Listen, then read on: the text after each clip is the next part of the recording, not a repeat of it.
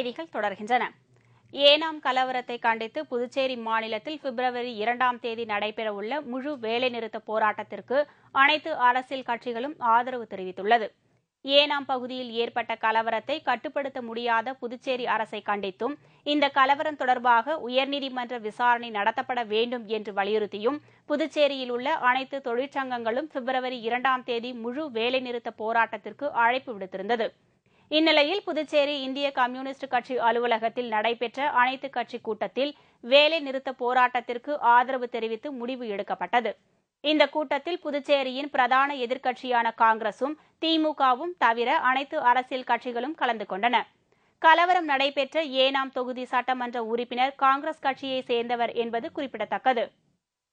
வரும் 2ஆம் தேதி புதுச்சேரி, காரைக்கால் 4 பிரதேசத்திலும் முழு அடைப்பு என்று முடிவு செய்திருக்கிறார்கள். அதை அனைத்து அரசியல் கட்சிகளும் அந்த முழு அடைப்புக்கு முழுமையான பரிபூரணமான ஆதரவு அளிக்கிறது.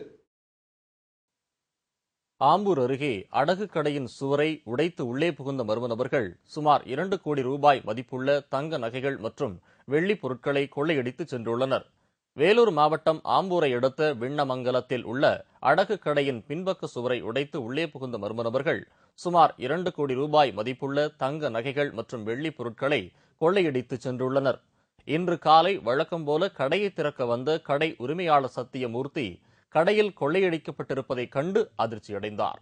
இதுகுறித்து ஆம்பூர் போலீசார் வழக்கு பதிவு செய்து தீவிர விசாரணை மேற்கொண்டு வருகின்றனர். கோவையில் நடைபெற்ற மாமன்ற கூட்டத்தில் பத்திரிகையாளர்கள் 10 நிமிடத்திற்கு மேல் படம் பிடிக்கக்கூடாது என்று மேயர் மிரட்டியதால் அனைத்து பத்திரிகையாளர்களும் வெளிநடப்பு செய்தனர். கோவை மாநகராட்சியில் மேயராக இருந்து வருபவர் சேமா வேலுசாமி.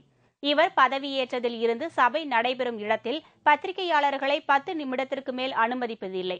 இந்நிலையில் இன்று நடைபெற்ற மாமன்ற கூட்டத்தில் வழக்கம் போல் பத்திரிகையாளர்களை 10 நிமிடம் கழித்து வெளியே செல்லுமாறு மேயர் வேலுசாமி மிரட்டியுள்ளார்.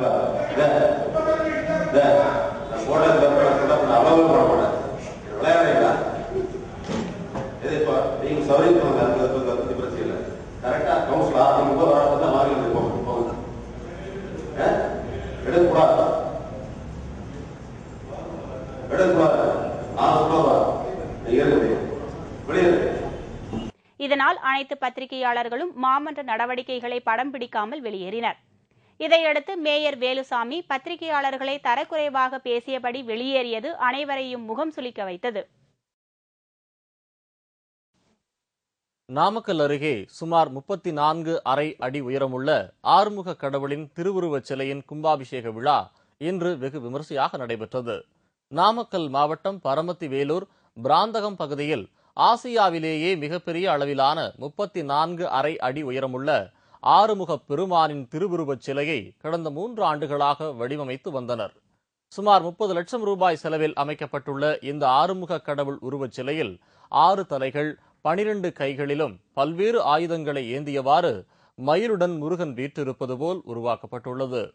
இந்நிலையில் ஆறுமுக கடவுளின் திருவுருவச் சிலை இன்று காலை திறக்கப்பட்டு கும்பாபிஷேகம் நடைபெற்றது.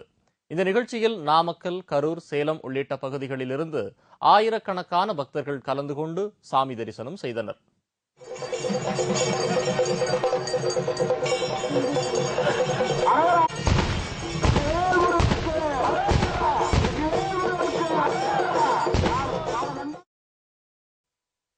விவசாயிகளுக்கான இலவச மின்சாரம் ரத்து செய்யப்பட்டால் பெரும் போராட்டத்தை சந்திக்க நேரிடும் என்று தமிழக விவசாயிகள் சங்கம் அறிவித்துள்ளது.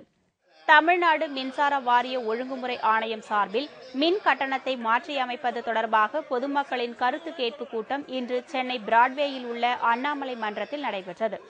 கூட்டத்தில் வணிகர் சங்கம், விவசாயிகள் சங்கம், அடுக்குமாடி குடியிருப்போர் சங்கம் உள்பட பலதரப்பட்ட பிரிவினர் கலந்து கொண்டு தங்கள் கருத்துக்களை தெரிவித்தனர்.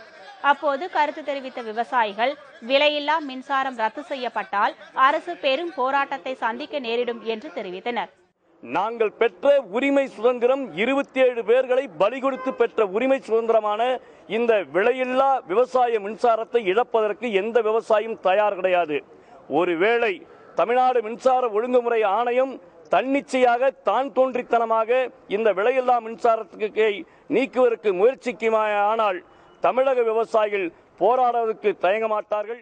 இதேபோல் இலவச மின்சாரத்தை ரத்து செய்யும் முடிவை அரசு மறுபரிசீலனை செய்யுமாறு ஐஸ் உற்பத்தியாளர்கள் சங்கத்தினரும் கோரிக்கை விடுத்துள்ளனர். ஆனைமலை புலிகள் காப்பகத்தில் அடுத்த மாதம் 8ஆம் தேதி முதல் புலிகள் கணக்கெடுக்கும் பணி நடைபெறவுள்ளது. ஆனைமலை புலிகள் காப்பகத்தில் புலிகள் கணக்கெடுக்கும் பணி அடுத்த மாதம் 8ஆம் தேதி தொடங்கி ஒரு வார காலம் நடைபெறும் என்று மானம்பள்ளி வனச்சரக அலுவலர் தெரிவித்துள்ளார். மேலும் ஆனைமலை புலிகள் காப்பகத்தில் உள்ள அனைத்து பகுதிகளிலும் ஒரே நேரத்தில் இந்த கணக்கெடுக்கும் பணி நடைபெறும் என்றும் அவர் தெரிவித்துள்ளார். சென்னை அயனாவரம் அருகே நேற்று நள்ளிரவில் ஏற்பட்ட தீ விபத்தில் 5க்கும் மேற்பட்ட குடிசை வீடுகள் முற்றிலும் எரிந்து சாம்பலானது. இதில் படுகாயமடைந்த ஒருவர் மருத்துவமனையில் சிகிச்சை பெற்று வருகிறார். அயனாவரம் பகுதியில் உள்ள குடிசை வீட்டில் நேற்று நள்ளிரவு திடீரென தீ பற்றியது. அனல் வீசியதை பார்த்து வீட்டில் தூங்கிக் கொண்டிருந்தவர்கள் அலறி அடித்துக் கொண்டு வெளியே ஓடி வந்தனர். பின்னர் வீட்டில் இருந்த பொருட்களை எடுப்பதற்குள் தீ மளமளவென பரவி அருகில் இருந்த மற்ற குடிசை வீடுகளிலும் பிடித்துக் கொண்டது. இதுகுறித்து தீயணைப்புத் துறைக்கு தகவல் கொடுத்தும் வழக்கமாக 1 மணி நேர தாமதத்திற்கு பிறகே தீயணைப்பு வீரர்கள் வந்து தீயை அணைத்தனர். எனினும் 5 குடிசை வீடுகள் முற்றிலும் எரிந்து சாம்பலானது.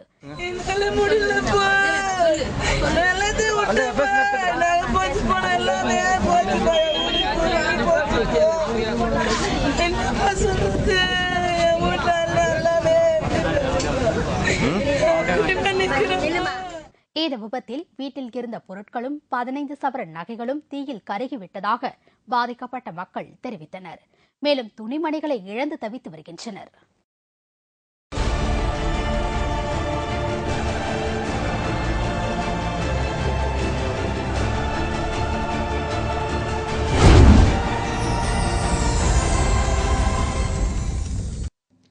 ஆச்சரியம் ஆனால் உண்மை. பயணங்கள் முடிவதில்லை. அந்த பயணத்திற்காக விதவிதமான வாகனங்கள் வந்துள்ளன.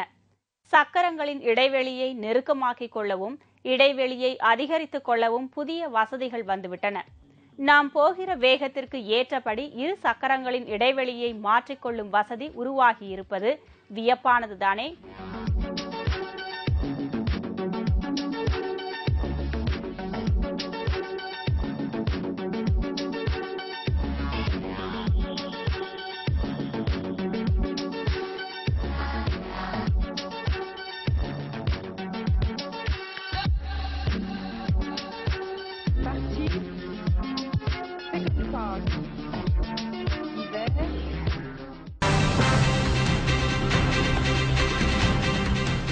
வெனிசுலாவில் பெய்து வரும் அடைமழை. ஆர்ப்பரித்து கொட்டும் அருவியை காண சுற்றுலா பயணிகள் ஆர்வம். விவரம் இடைவேளைக்கு பிறகு.